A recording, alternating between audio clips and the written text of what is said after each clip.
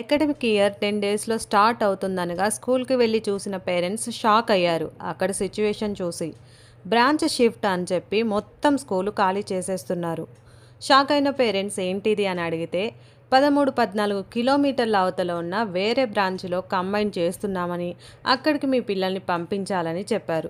పరిస్థితి అర్థం కాని పేరెంట్స్ టీచర్స్‌కి, ప్రిన్సిపల్స్‌కి, ఇన్‌చార్జ్‌కి ఫోన్ చేస్తే ఎవ్వరు గానీ ఫోన్ లిఫ్ట్ చేయలేదు.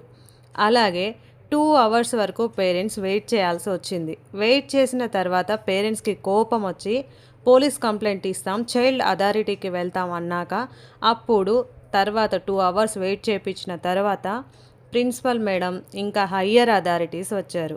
వచ్చి కూడా వాళ్ళ దగ్గర ఏం సరైన సమాధానం లేదు. ఎందుకు బ్రాంచ్ సడన్‌గా షిఫ్ట్ చేస్తున్నారు అని పేరెంట్స్ అడిగితే బిల్డింగ్ సరిగా లేదు అంటున్నారు. బిల్డింగ్ సరిగా లేకపోతే 1 మంత్‌లోనే డెసిషన్ ఎలా తీసుకుంటారు? బిల్డింగ్ అనేది ఒక నెలలో పాడవదు కదా! ముందే పేరెంట్స్‌కు చెప్పాలి కదా అని అడిగితే దానికి వాళ్ళు చెప్పిన సమాధానం ఇంకొక బిల్డింగ్ దగ్గరలో దొరుకుతుంది అని అనుకున్నాము. దొరకలేదు. అందుకే అనుకోకుండా షిఫ్ట్ చేస్తున్నాము. సారీ, మా తరపున తప్పు జరిగింది అని సింపుల్‌గా చెప్తున్నారు. కానీ స్కూల్ పిల్లలకు దగ్గరగా ఉండాలని ఇక్కడికి షిఫ్ట్ అయ్యి ఇక్కడ ఇల్లు కొనుక్కున్న పేరెంట్స్ మొత్తం షాక్లో ఉండిపోయారు. వాళ్లకు పిల్లలను 13, 14 కిలోమీటర్ల దూరం ఎలా ఇప్పుడు పంపించాలో అర్థం కావట్లేదు. వేరే స్కూల్స్లో కూడా ఇప్పుడు అడ్మిషన్స్ దొరక్క మే చివరి వారంలో ఇప్పుడు వేరే స్కూల్లో జాయిన్ చేయలేక పేరెంట్స్ అందరూ గందరగోళంలో పడ్డారు. ఈ సంవత్సరం ఆ స్కూల్లో కొత్త అడ్మిషన్లు కూడా తీసుకున్నారని తెలిసి అందరూ ఆశ్చర్యపోయారు. వాళ్ళకి బుక్స్ కూడా అమ్మారంట. అసలు వీళ్ళు ఇంత ప్రీ ప్లానెడ్గా ఉన్నారో అర్థమవుతుంది.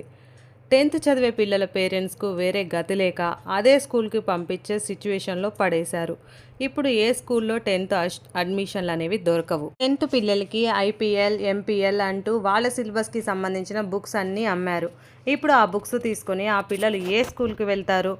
కనీసం ముందు ఎలాంటి ఇన్ఫర్మేషన్ ఇవ్వలేదు. Primary, pre primary, high school పిల్లలు కూడా చాలా ఇబ్బంది పడుతున్నారు. కొంతమంది స్కూల్కి దగ్గరగా ఉండాలని ఇల్లు కొనుక్కున్న వాళ్ళు కూడా ఉన్నారు. 1000 మంది పిల్లలు చదివే స్కూలు అక్కడి బ్రాంచ్ తీసేస్తున్నప్పుడు పేరెంట్స్కి ఇన్ఫర్మేషన్ ఇవ్వాలి అని కనీసం రూల్స్ కూడా పాటించకుండా ఇప్పుడు పిల్లల్ని ఫిజికల్గా, మెంటల్గా బాధకి గురి చేస్తున్నారు. ఇప్పుడు 10థ్లో వాళ్ళు ఒక్కసారిగా స్కూల్ మారిపోయి కొత్త టీచర్స్ కొత్త బ్రాంచ్కి వెళ్ళి ఇబ్బంది పడాల్సిన పరిస్థితి వచ్చింది. అది కూడా 13, 14 కిలోమీటర్స్ అవతల ఉన్న వేరే స్కూల్. పేరెంట్స్కి కనీసం ఒక్క నెల ముందైనా ఇన్ఫర్మేషన్ ఇవ్వకుండా పేరెంట్స్ అందరూ స్కూల్ ఖాళీ అవుతుంటే చూసి కనుక్కొని వచ్చి వాళ్ళని అడిగేదాకా వీళ్ళు ఈ విషయాన్ని సీక్రెట్గా ఉంచడంలో వాళ్ళ ఉద్దేశం ఏంటో అర్థం కావట్లేదు. కోపం వచ్చిన పేరెంట్స్ పోలీస్ కంప్లైంట్ ఇవ్వాలని అనుకున్నారు. కానీ మండే వరకు వాళ్ళకి సమయం ఇవ్వాలని, ఈలోపు సమస్య పరిష్కరిస్తామని స్కూల్ అథారిటీ చెప్తుంది. కానీ ఏం పరిష్కారం చూపుతారో, స్కూల్ మొత్తం షిఫ్ట్ చేస్తున్న తర్వాత 10th పిల్లలకి ఏం న్యాయం చేస్తారో అర్థం కావట్లేదు.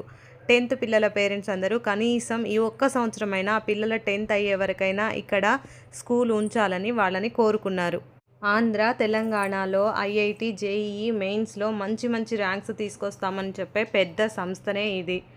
ఈ స్కూల్ కూడా ఇలా పేరెంట్స్ని మోసం చేస్తుందని ఎవరు ఊహించలేదు.